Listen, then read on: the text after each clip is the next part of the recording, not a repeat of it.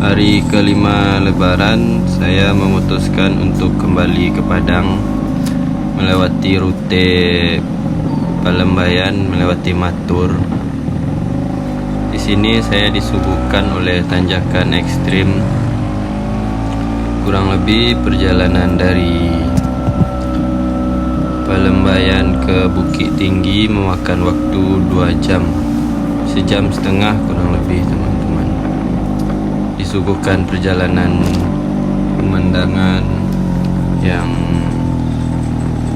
berupa sawah-sawah teras ring dan perkebunan warga yang didominasi oleh kebun jagung. Di sini saya disuguhkan oleh tanjakan yang curam, kurang lebih 90% curamnya, teman-teman. Dan saya memutuskan untuk pergi ke Bukit Tinggi untuk sekedar bermain atau melihat bagaimana keadaan jam gadang, apakah ramai, sumpek atau padat merayap, teman-teman. Jadinya sebelum ke Padang, kita singgah ke Bukit Tinggi dulu, teman-teman. Dan selama saya di Palembayan, saya lebih banyak menghabiskan waktu di rumah untuk menyesuaikan cuaca, karena cuaca Padang dan cuaca Palembayan berbeda. Selama di Palembayan saya lebih banyak bersin-bersin, jadi cuma pergi keluar melihat pemandangan dan sedikit menikmati wisata kuliner di Palembayan yang sudah saya upload beberapa hari lalu. Saya menikmati soto yang Masya Allah enak. Di tengah perjalanan saya juga merasakan lapar. Akhirnya saya mampir di salah satu warung sate di Ngarai Sianok yang Masya Allah juga enak, teman-teman. Saya memesan satu porsi untuk saya sendiri. Melihat ramainya pengunjung, jadi saya makan di sudut sambil mengintip-ngintip apakah tidak ditertawakan merekam sambil memakan, dan saya menikmatinya. Selesainya makan, saya melanjutkan perjalanan kurang lebih dari 30 menit dikarenakan macet yang begitu parah dari Ngarai Sianok menuju Jam Gadang. Tapi setelah sampai Jam Gadang, saya melihat pemandangan yang begitu ramai dan sebenarnya ada dampak positif dan negatif. Positifnya alhamdulillah para pedagang jajanannya laku, bisa menambah omset untuk keluarga, dan alhamdulillah. Dan dampak negatifnya yang saya lihat, pengunjung masih kurang atas kesadaran diri untuk membuang sampah pada tempatnya, teman-teman. Dan beberapa pengunjung lain juga banyak yang membuang sampah ke tempat sampah dan teratur, teman-teman.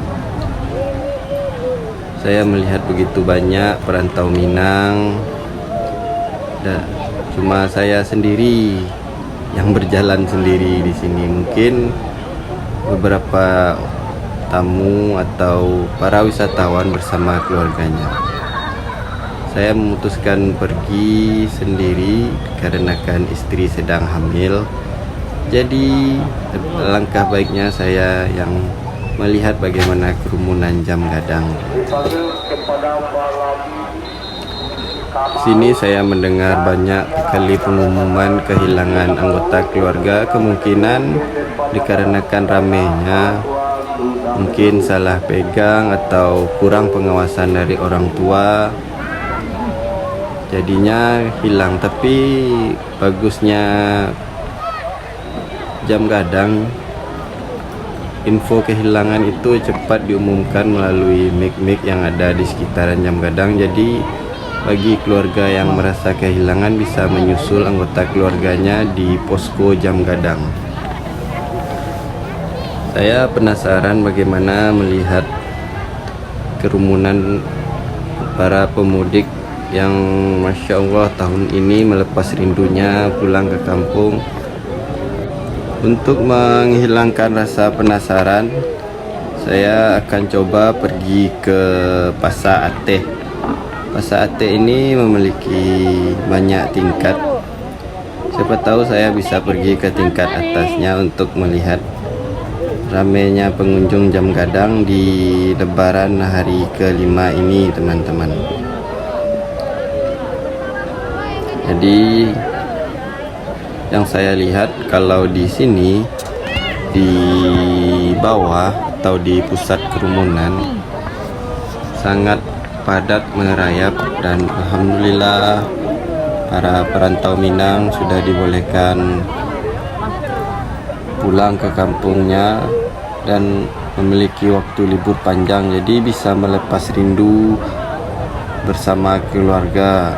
Karena di tahun-tahun sebelumnya mudik dilarang dikarenakan COVID semakin tinggi, teman-teman. Dan mari kita doakan semoga tahun ini dan tahun berikutnya masyarakat Indonesia lepas dari virus dan sehat semua. Amin. Sangat padat. Saya juga berusaha untuk naik ke pasar atas, teman-teman. Semoga dari atas kita bisa melihat betapa indahnya jam gadang dan betapa ramainya pengunjung. Dalam catatan sejarahnya, Pasar Ateh mengaliri sejarah Bukit Tinggi, melintasi 3 zaman berbeda, yaitu era kolonial Belanda, masa Jepang, dan masa kemerdekaan. Lebih dari sekedar menjadi lini ekonomi Bukit Tinggi, Pasar Ateh adalah harga diri koto orang agam. Bukan sekedar orang Kurai saja, Pasar Ateh adalah ekonomi masyarakat. Dan ini adalah wajah baru Pasar Ateh Bukit Tinggi, dibangun dengan konsep green building atau ramah lingkungan. Terdiri dari 837 kios baru yang siap diisi pedagang. Perombakan besar-besaran dilakukan karena Pasar Ateh sempat mengalami kebakaran yang hebat pada 2017 silam, teman-teman. Itulah sedikit info yang saya rangkum dari Pasar Ateh. Dan saya sudah sampai di tingkat 2 Pasar Ateh. Di sini bisa dilihat, yang saya saksikan adalah lautan manusia. Alhamdulillah Bukit Tinggi kembali ramai, diramaikan oleh para perantau Minang. Bisa dilihat jam gadang berdiri gagah, teman-teman. Setelah puas berjalan di Bukit Tinggi, saya memutuskan untuk pulang ke Padang. Sebelum pulang ke Padang, saya menyempatkan diri untuk melihat air mancur warna-warni yang terkenal viral di Bukit Tinggi. Sayang sekali saya tidak ke sini di malam hari, dikarenakan kalau malam hari air mancur ini berwarna-warni dan menari-nari, teman-teman. Ya, tapi syukuri saja, nikmati. Karena di sini juga banyak yang menyaksikan air terjun polos ini menari-nari, teman-teman. Itu hebat kota Bukit Tinggi, salah satu jantung wisata Sumatera Barat, karena kan menyuguhkan banyak wisata alam dan wisata perbelanjaan. Saya memutuskan untuk kembali ke basement. Basement di bawah Ramayana ini adalah tempat favorit bagi para wisatawan untuk memarkir kendaraannya. Satu kendaraan dihitung per jam. Bagi sepeda motor kurang lebih 3.000 sejamnya, teman-teman. Dan untuk mobil saya kurang tahu, dikarenakan saya belum pernah membawa mobil ke sini.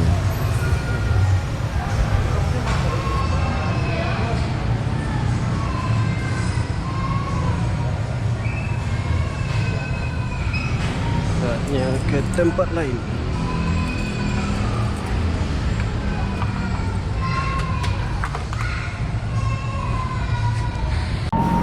Saya memutuskan untuk lewat jalur Sungai Pua dikarenakan banyak hal. Pertama, jalan utama Bukit Tinggi ketika lebaran ini macetnya sangat panjang, bisa dibilang tidak bergerak. Yang kedua, pemandangan alam di sini sangat indah. Pasti beberapa kawan setuju kalau melihat pemandangan Sungai Pua itu tidak ada habisnya, kan dikarenakan dari ujung ke ujung kita dimanjakan oleh pemandangan Gunung Singgalang dan Gunung Merapi. Di kejauhan tampak awan hitam sudah pekat, teman-teman. Alangkah baiknya kita mencari tempat berteduh atau tempat singgah untuk memasang mantel, dikarenakan perjalanan Padang Panjang ke Padang itu rute yang cukup jauh, kurang lebih 1 jam perjalanan. Alangkah baiknya kita memasang mantel dulu, takutnya kita sampai di Padang malah demam. Jadi kita memutuskan berhenti sejenak di masjid. Sampai di Padang Panjang sudah hujan. Kalau di ujung sana hujan, di sini belum hujan, teman-teman. Jadi saya memutuskan untuk berhenti memasang mantel dulu, teman-teman. Takutnya nanti ribet kalau udah kena hujan di jalan. Ini perjalanan menuju Padang. Saya pakai mantel dulu.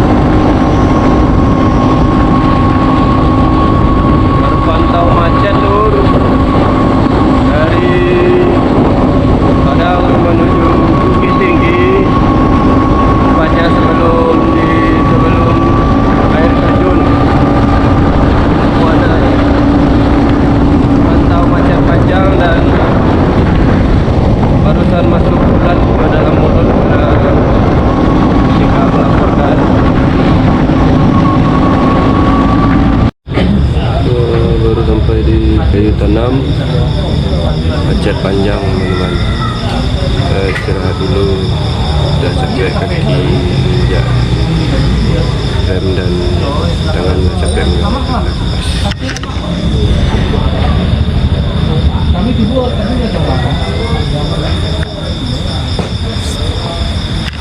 Lihat macet Prince ke Tanam.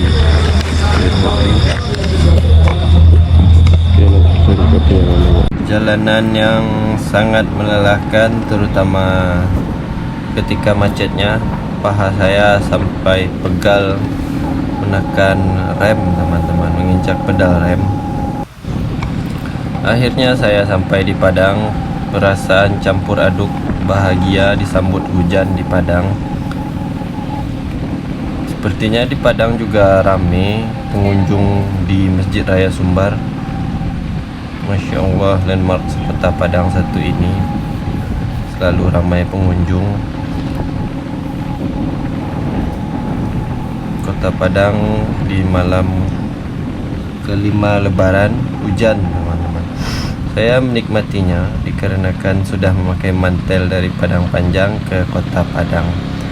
Jadinya saya aman, safety, dan tidak masuk angin.